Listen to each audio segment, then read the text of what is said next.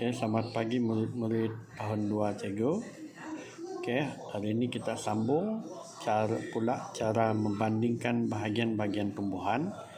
Kita sudah belajar cara ciri-ciri tumbuhan kan.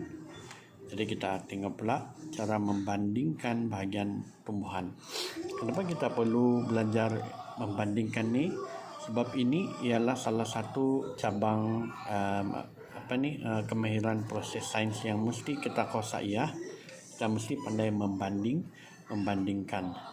Okey, ini adalah satu jadual. Kita sudah buat hari itu kan?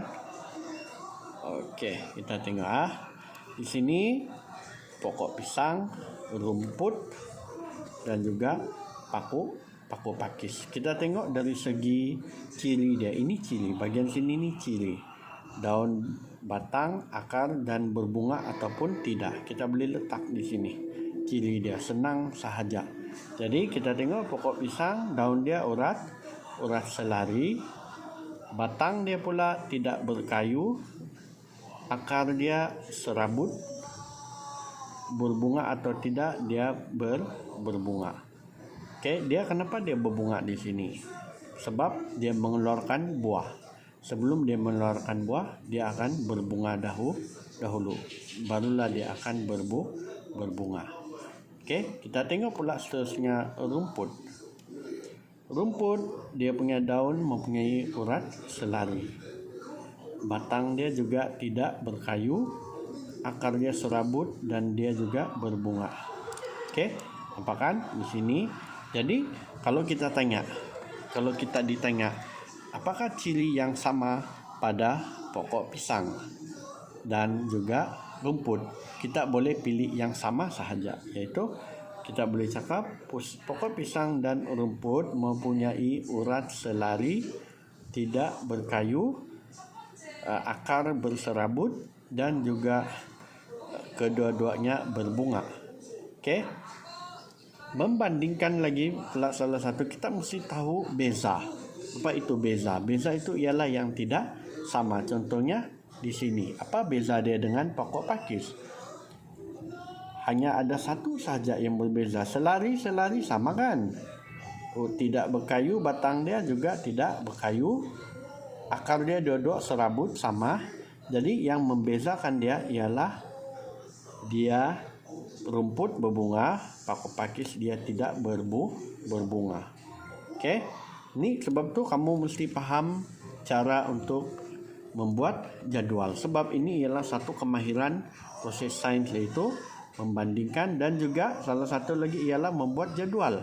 Melalui jadual ni kita tidak perlu tulis panjang-panjang. Contohnya kedua kita tengok. Cikgu bagi contoh pokok mangga.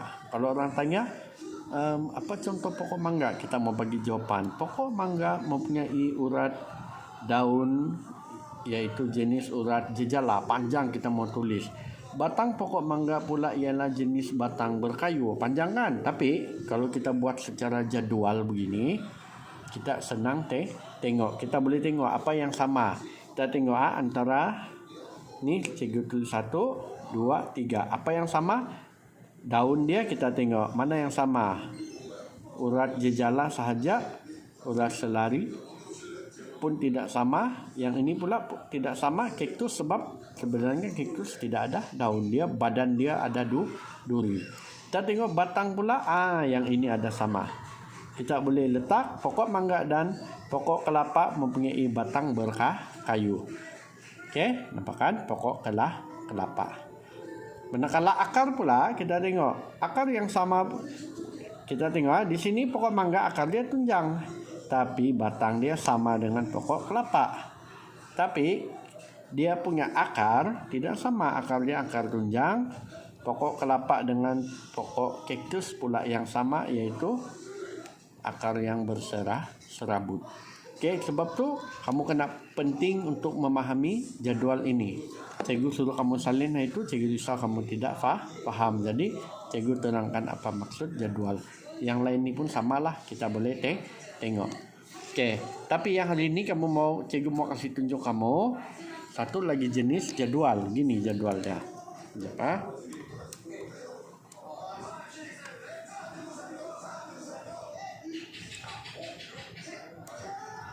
Oke, yang ini pula jadwal yang boleh juga digunakan. Contohnya kita mangga. Kita tengok mangga, kita terus tulis tanda jenis urat, jenis batang, jenis akar.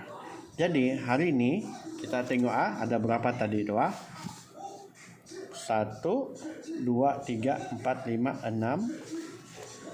Oke, kejap saya tunjuk balik.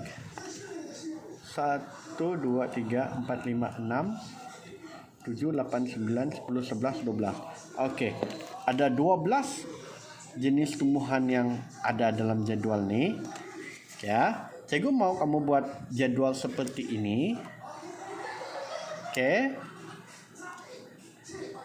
Tengok Tapi bagian sini cikgu buat semula Tengok kamu mesti gunakan pembaris. Cikgu tidak guna pembaris lah sebab cikgu tidak ada pembaris.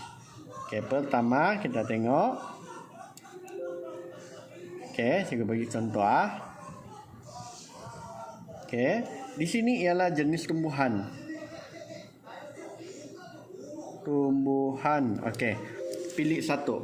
Tengok contohnya pokok padi. Oke, letak pokok padi.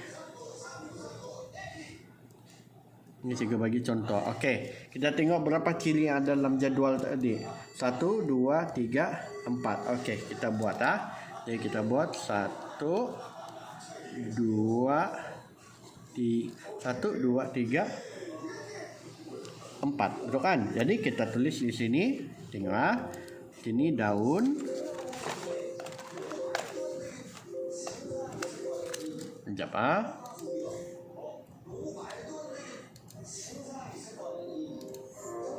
Oke, sini kita letak daun. Apa kan? Daun apa tadi? Batang.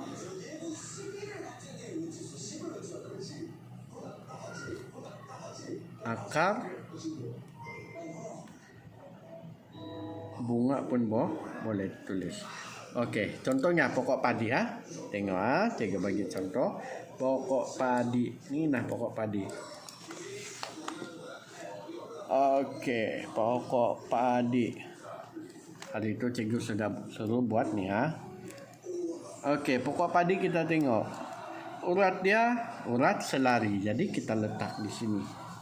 Pokok padi, urat, daun dia nampak daun dia kita telah urat selari.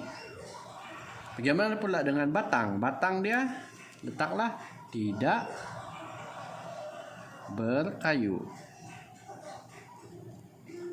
Akar dia serabut. Bunga dia pula ialah kita letak berbunga. Kalau tidak berbunga, letak tidak berbunga. Oke, jadi cikgu tugas kamu hari ini tengok ada 12 tadi kan. Oke, ini cikgu sudah buat satu, jangan kamu buatlah. Cikgu mau kamu buat pilih di mana antara yang sudah kita buat hari itu. Oke, pilihlah salah satu. Salah satu. Pilih 5 Pilih 5, kemudian lengkapkan ini. Letaklah nombor 1, nombor 2, nombor 3, nomor 4, nomor 5. Nampak? Jadi ini kamu kena buat. Paham? Oke, lepas sudah buat boleh hantar dengan cikgu. Oke, sekian, terima kasih.